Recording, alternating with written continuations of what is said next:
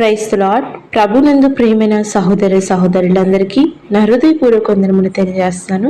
మీరందరూ బాగున్నారా? మీరందరూ బాగుండాలని నా అనుదిన ప్రార్థన నేను జ్ఞాపకం చేసుకుంటున్నాను. కొంతమంది మీ యొక్క ప్రార్థన విన్నపములను కామెంట్ రూపంలో తెలియజేస్తున్నారు. మీ అందరి కొరకు నేను తప్పక ప్రార్థిస్తూ ఉన్నాను. మీరు కూడా ప్రార్థనలను ఆత్మీయంగా బలపడండి. దేవుడు యొక్క దీవెనలు పొందండి. మీకు కనుక ఈ అనుదిన దేవుని వాగ్దానం అనే సందేశము ఆశీర్వాదకరంగాను ఆత్మీయంగాను బలపరుస్తున్న రీతిగా ఉన్నట్లయితే దయచేసి ఈ వీడియోని లైక్ చేయండి, ఛానల్ని సబ్స్క్రైబ్ చేయండి. మీ యొక్క ప్రార్థన విన్నపములను కామెంట్ రూపంలో తెలియజేయండి. ఈ వాక్యాన్ని నలుగురికి ప్రచురింపబడే రీతిగా నలుగురికి షేర్ చేయండి. మిమ్మలను మీ కుటుంబాన్ని దేవుడు దీవించునుగాక. ఆమేన్. ఈరోజు నీ కొరకు దేవుని వాగ్దానం ప్రకటన గ్రంథము 3వ అధ్యాయము 10వ వచనం. శోధన కాలంలో నేనును నిన్ను కాపాడెదను.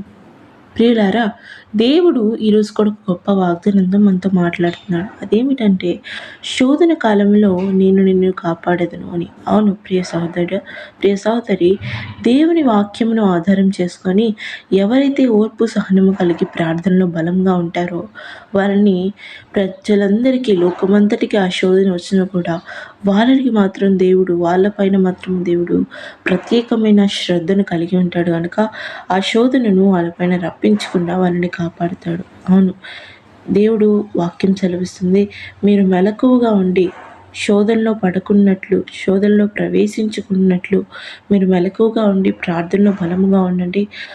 ఆత్మ సిద్ధమే కానీ శరీరం బలహీనం అని దేవుని వాక్యం సెలవిస్తుంది. అవును, మన శరీరము చాలా బలహీనమైనది ప్రియ సహోదరుడా. మనము ఏ చిన్న శోధన వచ్చినా కూడా, ఏ చిన్న బాధలు మనకి కలిగినా కూడా మన శరీరము బలహీనపడిపోయి బాధపడిపోయి కృంగిపోతుంది. అటువంటి బలహీనమైన శరీరంను మనం కలిగి ఉన్నాం. ఒకవేళ మనము చూడడానికి ఎంత బలిష్టంగా కనిపించినా, ఎంత ధన సంపదలు బలగము మనకున్నా కూడా దేవుని యొక్క ప్రార్థనా శక్తి, ఆ ఓర్పు సహనం మనకు లేకపోయినట్లయితే మనము శోధనలో సులువుగా పడిపోతాం, బలహీన పడిపోతాం. అలా బలహీన పడకుండా మనము కృంగిపోకుండా ఉండాలంటే ప్రార్థనలోను ఓర్పు సహనంలోను దేవుని వాక్యమును మనం ఆధారం చేసుకొని ప్రార్థనలో మనం బలముగా ఉన్నట్లయితే, మెలకువ కలిగి మనం ప్రార్థనలో బలముగా ఉన్నట్లయితే మనకు కలుగు ప్రతి శోధన నుంచి దేవుడు కాపాడువాడుగా ఉన్నాడు. అవును, ఉదాహరణకు మనము కరోనా సమయంలో చూసుకున్నట్లయితే చుట్టూ ఉన్న ప్రతి ప్రజలకి కరోనా సోకింది, ప్రపంచమంతా సోకింది. కానీ చాలా లక్షల మంది, వేల మంది చనిపోయారు. మన చుట్టుపక్కల వాళ్ళు చనిపోయి ఉంటారు, మనకి తెలిసిన వాళ్ళు చనిపోయి ఉంటారు.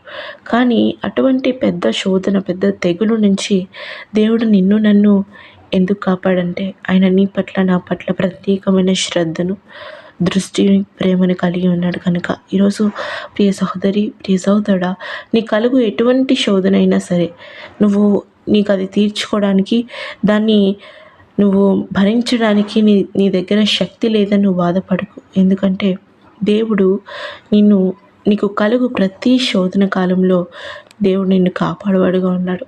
ప్రజలందరికీ, లోకమంతా కూడా ఆ శోధన వల్ల, ఆ తెగులు వల్ల బాధపడుతున్నప్పటికీ కూడా దేవుడు నిన్ను కాపాడువాడుగా ఉన్నాడు. నిన్ను రక్షించుకొని ఆయన రెక్కల కింద దాచుకుని వాడుగా ఉన్నాడు. ఎంత గొప్ప ప్రేమ అంటే, ఒకవేళ మనము ప్రార్థనలోను ఆత్మీయతలోను బలహీనముగా మనం ఉన్నట్లయితే మనము శోధనలో పడిపోయినప్పుడు మనము కృంగిపోయి బలహీనమైపోతాం, మనం పడిపోతాం. ప్రియ సహోదరుడా, శోధన రాదు అని దేవుడు చెప్పట్లేదు, కానీ శోధన వచ్చినను దేవుడు మనల్ని కాపాడుతాడని చెప్తున్నాడు. అవును, నువ్వు ఆ శోధనను ఎదుర్కొనే శక్తి మనకి ఉండదు, ఆ యొక్క జ్ఞానం మనకి ఉండదు. కానీ దేవుని యొక్క సన్నిధిలో మనం మెలకువగా ప్రార్థన కలిగి ఉంటే, ప్రార్థన చేస్తూ ఉంటూ ఆత్మీయంగా బలంగా ఉన్నట్లయితే మనకు కలుగు ఎటువంటి శోధన అయినా కూడా మనము తట్టుకోగలం. ఈరోజు ప్రియ సహోదరుడా, మెలకువ కలిగిన ప్రార్థనా జీవితం నీకుందా? ప్రార్థనా శక్తి నీకుందా? అనుదినము నీ ప్రార్థనా జీవితం ఎలా ఉంది? నువ్వు ప్రార్థన జీవితంలో బలహీనంగా ఉన్నట్లయితే ఎటువంటి చిన్న శోధన వచ్చినా కూడా నువ్వు బలహీన పడిపోతావు, కృంగిపోతావు. ఒకవేళ నువ్వు ప్రార్థనలో బలముగా ఉండి దేవుని వాక్యం విషయమై ఓర్పు సహనము కలిగి ఆయన ఆధారం చేసుకుని ఉన్నట్లయితే నీకు కలుగు ఎటువంటి శోధన నుంచైనా ఆయన నిన్ను కాపాడువాడుగా ఉన్నాడు. అవును. ఈరోజు ప్రియ సహోదరుడా, నువ్వు బాధపడకు. నాకు శోధన వచ్చినప్పుడు నేను శోధనలో పడిపోతానేమో, నేను బలహీన పడిపోతానేమో, నేను కృంగిపోతానేమో, నేను పడిపోతానేమో, నా కుటుంబ పరిస్థితి ఏంటి, నా జీవితం ఏంటి అని నువ్వు బాధపడకు. దేవుడు ఈరోజు నీతో మాట్లాడుతున్న మాట, ఆయన సన్నిధిలో నువ్వు మెలకువ కలిగి ప్రార్థనా జీవితం నీకుంటే, ఆయన వాక్యాన్ని ఆధారం చేసుకొని ఓర్పు విషయమై నువ్వు శ్రద్ధ కలిగి ఓర్పుగా ఉన్నట్లయితే దేవుడు నీ కలుగు ప్రతి శోధన కాలంలో దేవుడు నిన్ను కాపాడువాడుగా ఉన్నాడు. నిన్ను రక్షించి నిన్ను ఆదరించేవాడుగా ఉన్నాడు. అవును అన్నట్లయితే నాతో పాటు ప్రార్థనలో ఏకీభవించు. ప్రేమ కలిగిన తండ్రి, మహోన్నతుడా, నీకే వేలాది స్తోత్రములు చెల్లించుకుంటున్నాం. ఇదిగో తండ్రి, శోధన కాలంలో మీరు మమ్మల్ని కాపాడు దేవుడిగా ఉన్నాడు. అవునా తండ్రి, అనేకమైన శోధనలు మాకు ఈ భూమి మీద వస్తూ ఉంటాయి.